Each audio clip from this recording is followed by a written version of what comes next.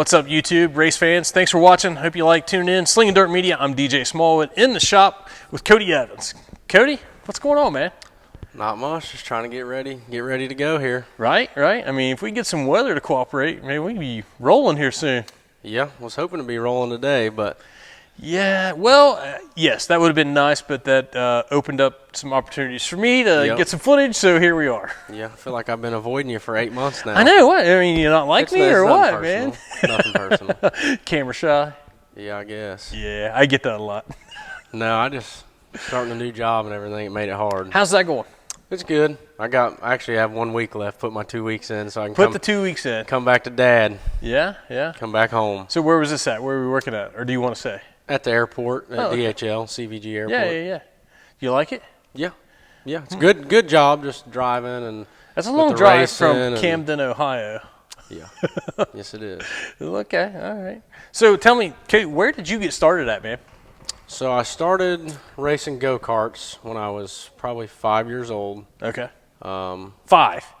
Yeah, I started practicing when I was 4, but they wouldn't let me race till I was 5. So for a full year, I just got to go out there and drive around and figure it out. But by the time I was 5, we started in go-karts just right out the road here at G&J Cartway. Okay. It's like 5 minutes from here. Yeah. Raced in the kid carts for I think until you're like 10 or 11, you have to stay in that, or that could be wrong, and started running like nationally when I was like 6 and 7. Like we travel, we go to St. Louis, and like we went all over the place, Florida to race these nationals, and slowly moved up as I got older. You know what I mean? And started, and then 2012 or I think 2013 is when I drove my first full-size stock car. Okay. At Hickory Motor Speedway in North Carolina. And this Carolina. is asphalt. This is on asphalt. Okay. Correct. You went from go-karts. Was that always dirt, or was it asphalt? No, it was. I've never drove a dirt go-kart. Really? Yep. I've never raced on dirt until I got in super late models on dirt. Okay. So picturing this. Okay, so you did the go-kart stuff. Then you went to asphalt racing. It was like asphalt late models? Yep. Okay, asphalt late models. I drove a Legend car. Didn't end up racing it. We practiced it a couple times. Yeah. And the things just didn't work out with the team and everything. Yeah. And then I drove for a guy named Mark Reedy down in Mooresville area. Okay. Raced for him a few times and got hooked up with Jeff Foltz down there. And I think we did that deal for probably up until, I guess, 2015, 2016. Okay. And I started dabbling in the dirt racing. I got hooked up with Mike Bishelli over in Indiana. He drug one of his cars out of the weeds and put some fuel in it. And said, here you go. Yeah, let me go make some laps in it. And ended up racing. No offense, but I feel like most of his stuff was like that. Yeah. He's probably got 100 race cars out there. Yeah. I wonder if that's where Stan Freeman gets it from. It must be. His B. Shelley starter kit. So I went and drove it, and he was like, well, do you want to race it? And I was like, yeah, let's go race it. So we went over to Twin Cities, and my first night, we drew on the front row of the heat. And I was like, man, this is only my second time ever sitting in one. And you were how old? I was probably, let's see, it was 2015, so I was, I was 16 years old, 17 years old. And this was, what kind of car was it? I have no idea. It was probably a early 2000s master built with a crate motor in it. So this was a late model? Yes, this was wasn't a late like model. a modified or a beginner kind of class. This is just jump in and go late model racing. I think their Twin Cities weekly program probably had 12 to 18 cars. Yeah. And I feel like there for a while they were just doing crates. I don't know that they. I think they were supers. Okay. I believe. Yeah, they were supers. I think at the time I think it was supers. It could have been crates. Hell, I don't remember. But so we get there and I don't have a clue what's going on. I don't even know how to hook because I'm used to having radios in my pavement and stuff. Like people talking to me, people tell me what's going on. I got mirrors. Now I'm in the dirt stuff. I have no communication, no mirrors. How do you drive this thing? Yeah, that's pretty much what I asked him. I was like, man, what the heck's going on? And on my own? I got to do this by myself. I drew a 2. So I started on the front row, the first heat. Of course. Yeah, and I was thinking about taking the tail, but I was like, we'll just figure it out. Well, first lap, I got stuffed right into the Uke tire.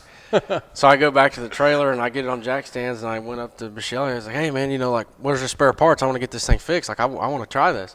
He's like, I don't have no spare parts. We just brought the car, man. He's like, all I got's that car. He was racing, seriously at the time with his modified. Yeah. So he was actually racing that night, and he's like, man, he's like, if you can find the spare parts, you can fix it. But so I couldn't find no parts, and we pretty much gave up.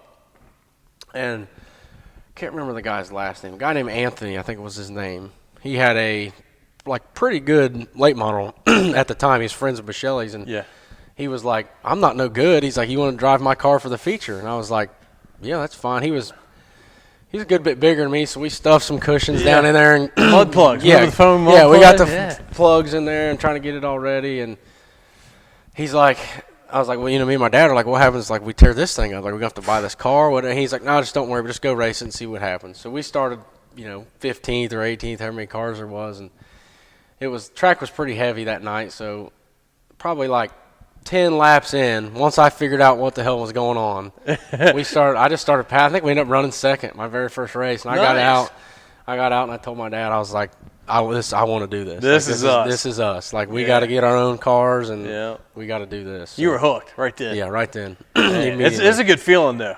Yeah. But that's a pretty good first time out. Yeah, right? yeah. First time out, I was blowing by people left and right. This is me, man. I got this all day.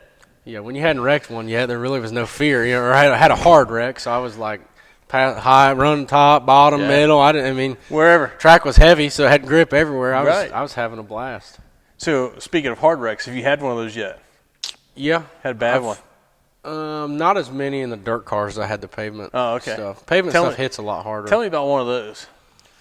In the pavement, or sure, whichever. So, or you can tell me about both of them. I mean, how many you got? Yeah, quite. I've been racing for a while, so I got quite a few. But probably the hardest one, I can't really even pinpoint it. One, I spun out on my own at Winchester. I kind of got up in the fence and I spun down the. I don't know if you've ever been to Winchester. Really high bank. I've seen some of the races. And I spun off the banking. Well, a guy was coming from behind me and he got out of control and he actually T-boned me while I was dead stopped. Ooh. And that was probably one of the harder ones that I've took. And then like pavement cars, when you blow a right front, they just shoot straight into the fence. Straight up. Yeah, so I've had some pretty good licks like that. Like, was there a 44 car that just did that here recently on a restart? Yeah. It's what it looked like. Yeah, something real similar. Yep, something real similar.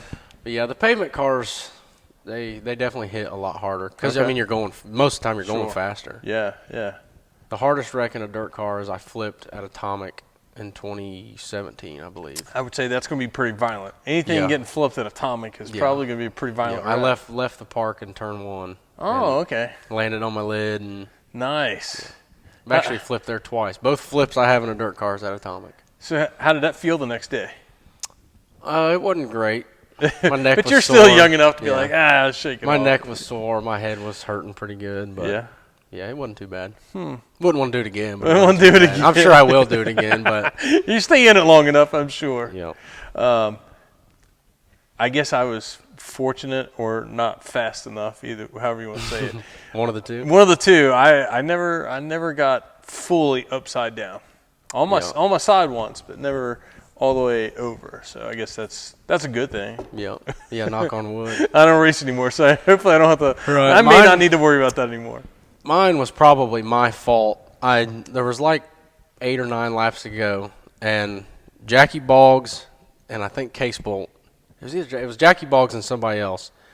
No, it was Freddie Carpenter. It was Jackie Boggs and Freddie Carpenter, and they was leading. And there was like 7 to go, and I was running third. And obviously, if you've been around enough, you know them too. So I was like, "Oh, these guys are liable to wreck each other. I might win this thing." I think it was a 5. I might just hang out here and watch. Yeah, so I was like, "I'm gonna hang out," and I noticed that my tape on my steering wheel was off, like something was broke or bent. And I was like, well, "I can make it 7 more laps." Yeah. And I went into one, and whatever it was broke all the way, and I just went straight up.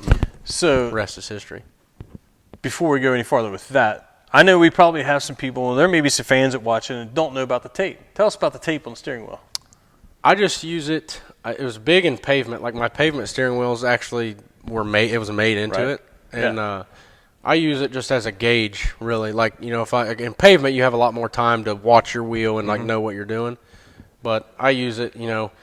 If I'm complaining to the guys that, hey, this car, like, man, I'm super free coming off. Well, if I pay attention to that tape and before I'm free coming off, I'm turned 4 inches to the left. Right. You know, I'm telling them I'm loose, and really I'm just so tight that I'm getting loose. You know what I mean? So I just mean, use I it as do a gauge. occasionally have people is like, hey, you know, we love watching, but you know, sometimes the things you talk about, we don't understand what you're talking about. Yep. So it's like, well, okay, maybe occasionally, well, let's talk about the tape. So you put the tape on the steering wheel, so you kind of know you have a straight on starting point. You know where your wheels are straight. If you ever get lost, you know, am I too far this way or too far that way? Yeah, and especially with the dirt cars, like the track gets rough, you know, you can actually lose your hands on the wheel where, you know, you started like this, but you ended up here and you're actually turning more than you're thinking you're turning. I don't know. Not everybody uses it, but it helps me a lot. And a lot of people don't realize how much, especially in dirt cars, your wheels are turned right, but you're turning left. Yeah, so yeah, it's you're a going weird to the left, analogy to turn right to go left. You know, it's definitely strange. It helps me. We had it on our go-karts and stuff too.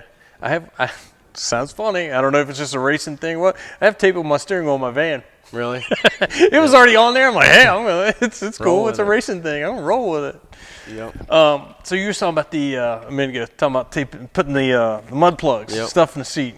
What's the craziest thing you've ever done to get in the car or get the car back on a racetrack? The craziest thing I've ever done? Ooh, I don't know. I don't know on that. That's tough. Yeah. Let's see. That's one that's just a little bit off. I'll tell you what my dad did to my first go-kart. I couldn't reach the pedals. I was a little guy. I couldn't reach the pedals. So I'm sitting there, and Dad comes back, and he's got these 2 4x4 blocks of wood. Puts them up the pedal and duct tapes them to the pedal. Guess what? Oh, I can reach them now. Now we're on it. Same thing is, I don't know if he got the idea from my first bike or what, my first bicycle. I couldn't reach pedals. Seat was all the way down. I couldn't reach pedals. Here comes these blocks of wood, get taped to the pedals, and now I can reach the pedal. Hey, whatever works. So racing a go-kart, I could reach the blocks of wood and like got me going. I've made some seat spacers in cars, like driving other people's stuff, where I've had to make some sketchy spacers that probably wouldn't pass a good hard crash. But But it got you going. I'm still here to talk about it, so it wasn't that bad. Well, it couldn't have been that bad, right? Okay, let's say from pavement, because you're still racing dirt. Let's say, is there anything that you guys may have done or may have gotten by with that you didn't get caught doing that maybe you might not? Maybe it wasn't in the rules. In the pavement racing? Yeah, we'll say pavement because you're still racing dirt. I'm not trying to get you to rat yourself out. But No, yeah. Let's see. The pavement stuff, I would say. You ever get by with anything? Or? I'm sure there was stuff that we had done. Or just, you may not have known about right, it. Right. Yeah. When I was racing, the thing that I can say that I know we did when we were pavement racing, and they probably still do it to this day, is the crate racing, all the stuff was impounded. Oh, okay. So after you qualified, you was not allowed to touch your car until the race. You would qualify, and they would store them in the infield. Okay. So we would take like the packers for your front end, like to raise like the packers for your right front shocks and stuff. Yeah. We would take packers in there because whenever you qualified, you would tape up the whole car to get as much downforce as possible. Right. Well, if you get all that extra downforce without stiffening the front end up, you'll bottom the car out. Right.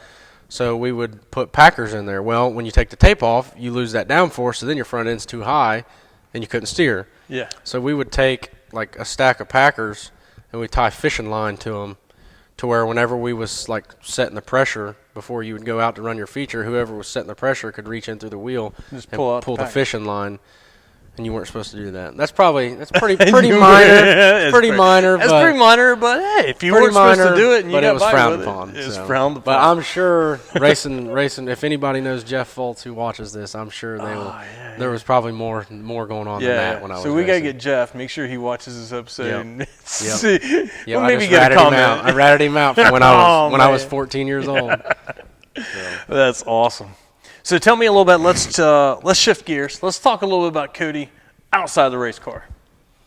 Well, as far as like hobbies and stuff. What do you got? I'm pretty big into deer hunting. That's probably my top. Yeah. Top thing would be deer hunting. Dude, I used to love to deer hunt. I just never have time. Yeah, the older I get, the less time I hunt. Yeah. I haven't killed a lot of deer. I mean, like this year I didn't kill one. Right. I'm very picky. I like. Yeah, I don't remember seeing a pic on Facebook, and it's No. like, man, usually I'm living vicariously. Where's my deer pics at? You know, I didn't get one this year. Do you mostly bow hunt or shotgun or both? I don't use a gun. I've never killed a deer with a gun. Really? All with a compound bow. I'm the opposite. I've never killed one with a bow. Really? Always want to. I've got a bow, and I've even gotten fairly decent at target practicing. My goal is I want to kill one with a bow. Yep, that's kind of. I started when I was younger. My dad don't hunt. All I had was my uncle. Really? So I kind of got in it with my uncle, and he kind of was between him and YouTube. Yeah. I was trying to figure out how to deer hunt. That's all. YouTube University, buddy. Yep, they taught me everything I needed to know. Here I am. So I started hunting on my own with a gun. Well, I never killed one because I didn't have a clue what I was doing. And then as I got older, I realized that, bow hunting was what I really wanted to do and something I was really passionate about. So that's what I did. I've never killed a doe. Yeah. I've only killed bucks. Yep. Nice.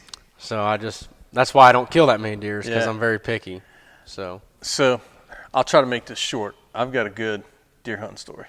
It's my very first deer hunting story, very first hunt. Got off the school bus, and Dad says, hey, we're going to go up the road here to Mr. Runny's farm and see if we can get us one. All right. I was like 13, man. I mean, I've been shooting. I got the gun. It was an over and under 22 on the top barrel and 410 on the bottom barrel. So that's what I started with. Yeah. So Dad sets me along this tree line. Long story short, I wasn't there long enough for him. He set me down on this tree on this stump and said, "Watch this trail, and you might get lucky." He walked 75 yards, sat in the deer stand. As soon as he sat down, that's when the shot went off. Well, he forgot to tell me, what do you do next? Yeah. So finally, I'm trying to get his attention, whatever. Finally, I just end up saying, "Dad," he's like, "I'm coming." He came over there. We field dressed it and everything, and so we got blood all over us. From the time we left the house, the time we got back, we wasn't gone a half hour. So we pull back in, and it's like, we get out of the truck, and we both got blood all over us. I remember looking at the door, my mom standing there like this, like, who's been shot? And I'm like, yeah. And she's like, you did not get a deer? Like, yep, I got one. It was a doe, but I was 13. It was my first. If only they could all go that fast. Man, I'm telling you. It's weird for me to be involved in we could see? Deer hunting because I'm very impatient. I don't have very much patience. Right. So there's something about being out there that I like. So you're not a good fisherman? I do. I mean, I do like fishing. It just takes even more time because now I got a pond out front. I'm gonna be getting after it. But as far as going to the lake with my uncle, he's got a boat, and I do like going with him. But trying to get our schedules to align, and then I got like, hey man, I can fish for 4 hours today, and that's it. Well, then it ain't enough time to even fool with it. Yeah. So anything outdoors, I'd say I'm pretty involved with. I like boating. Okay. We got a place down in Tennessee at Del Hollow Lake. Yeah. Like going down there and right. Once a year if we're lucky. Go and live it up. Yep. Lake life, huh? Yep. Try to. Too busy with this thing, you can't usually get down there. There's a lot of time invested in this thing. Yep, there is. Yep. So when you're cruising down the road to head to the lake, what are you listening to? Anything. Yeah. When it comes to music, I don't matter. Yeah. Country, rap, rock. Yeah. Whatever my dad he listens to bluegrass or whatever. Okay. Yeah. I like anything. I've been known to maybe listen to a little Katy Perry, a little Lady Gaga, throw in some Metallica. I'm good. It's all welcome here. No judgment. You walk in here, you never know what's going to be on the radio. Oh, that's funny. What about tracks? What's your favorite kind of track? I mean, you like track or favorite track? I hate that. Yeah. I hate that cookie cutter questions like, "What's your favorite track?" But at the same time, there's a reason that you have a favorite track. Yeah. And is it because it's a big, just high banked half mile, or you like the little bull rings? I prefer the high speed stuff, and I didn't used to when I first started. Eldora was the hardest thing in the world for me to get a hold of, and I'm not going to say I have a hold of it now, but the last few times I've been up there, I've been pretty fast, had speed, made the dream in 21, and I've kind of gotten comfortable, and the high speed stuff takes me back to the pavement stuff you get more of the Winchester type stuff. Yeah, you get more of the same feel. For some reason, I don't know if I'm good at slowing things down like on the high speed track. It really helps me. I prefer high speed, but my favorite racetrack, it's probably a toss up between Fairbury, but I think I'm gonna have to. My all-time favorite racetrack when it's right is Moeller. Really? MRP is probably my favorite race. When it's right. And you got the right group of guys. You got Rice, Hensley, the Gilpins, Case Bolt, Conleys. When you got 7 or 8 guys there that are going. Yeah. Even if we come out and we don't win, I've seen Jameson and Chamberlain and like you said, Conleys and Carpenters. Yeah. Man, I've seen some great racing at that place. When the track's right, it is definitely probably my favorite racetrack. Is that the last place you picked a win up? Because I feel like there was a Probably. day. I feel like there was a day we were there and we were kidding around and talking about it in the pits, and you're like, I wasn't even going to come tonight. And I'm like, see, man, I said, you just need to get over here. Out. And you won that night. Yep. I'm like, my man. Yeah. I don't know. I think the last place we won, it was either Moeller or Florence. Because I think it was Florence. Okay. Because we bent the clip on a car on Friday night at Moeller. Yeah. In qualifying. So are you guys down to just one car now? Yep. We're down just this car right here, and it was new at the World last year, so it's only got 18 laps on it when I blew it up. Yeah. So you're 20 laps or less on this piece. Yeah. Okay, so this is a new car. Yeah, this is a new car. Yeah, I'm excited to go race it because, like I said, I don't really know what I got. You had some speed there. Yeah. It was fast at Eldora. Yeah. But may not be fast. May not be fast anywhere else, but that's all that matters. Eldora's right up the road. That's where I want to be fast at. Does this car have a name? I think, I don't know if it ever stuck or not, but on my maintenance sheets, I've been calling it Stones. Stones, yep. All right, I got to have the story. What's Stones? The Stones you got to have to wheel it or what? Well, it's kind of inside joke between me and Daniel Clark. Okay. I think he kind of came up with it because it wasn't the first time he helped me. We was at Moeller, and I guess I got into some guy, and he come over and was like wanting to fight or whatever, and I jumped out and was ready to fight, and then I think Dan was the one that said, he's like, man, I didn't know what was going on. I looked over there, and all of a sudden, he's like, Kody was throwing stones with some old dude. So that's just kind of that's our new saying is throwing stones. And okay. So that's where this one got its name. That's funny. That's a little neat. So a lot of people don't realize that these cars become a family member and for a short period of time, and they pick up a nickname. So I've kind of started. That's one of the things I like to know is how to get its name and what kind of name you throw on this piece. Yep. All right, so we're throwing stones with stones. Yeah, right, throwing stones. Some old guy. Gosh. Yep, some old guy. He was ready to. Him and his wife, they was both ready to fight. The wife too. Oh man, that's serious. When you got the wife ready to throw hands, Jesus. It was a family affair for sure. Yeah, we was all throwing stones, I guess. I feel like sometimes it seems like the wives are a little more into. Sometimes they're worse. Sometimes they're worse. Yeah, they are worse than some of the drivers. I think Moeller brings out the worst in people. You think so? I think so. There's always fights going on at Moeller. Okay. Yeah, I guess I've never been thrown out of Moeller. I've been thrown out of Florence 2 times, maybe 3. Really? You know what? I think I do remember an incident you getting thrown out of Florence. Somebody maybe ran over a cone or chucked a cone. Chucked a cone, yeah. The 21 car. Did you guys kiss and make up? You guys good now? Yeah, we're good. Yeah, we're good. It all worked out. Yeah. Hey, you just never know when you see an orange cone flying through the pits. You just never know when your dad's going to be around. Yeah, you never know. You never know. That was we won that night and then got thrown out. Well, got thrown out. It's good that we can look back and laugh about it now. It's a good little story. Yeah, it's good to laugh about. It wasn't funny that night because I had to forfeit my money. Really? Yeah. I think I got to keep the money. Josh King gave me the option. He said, you either sit out a race, or you forfeit the win. Okay, since we've gone this far into it, let's just go ahead and talk about it. What the heck happened. What led to the tossing of a cone? So we won. Robbie ran second. Okay. When I took the checkered, I started to slow down. Like, I didn't slow all the way down because there were still lap cars. Mm-hmm. I slowed down a little bit. Robbie said that he thought he seen the white flag.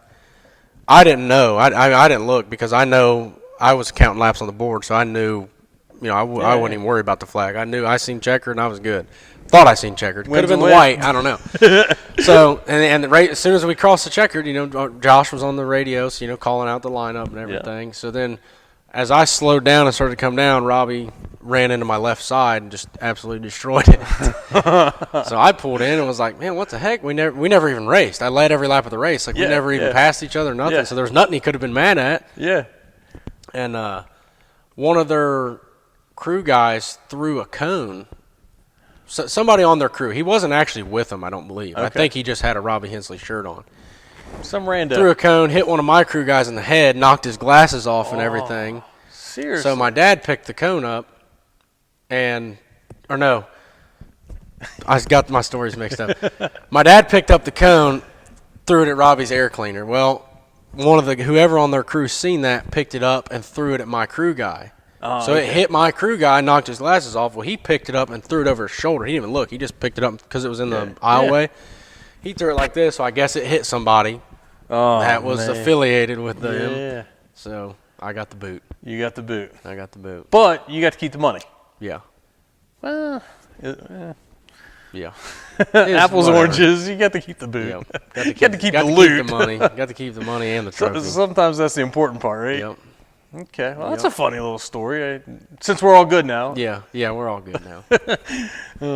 Yep. So hopefully they start nailing down the cones so we don't have to.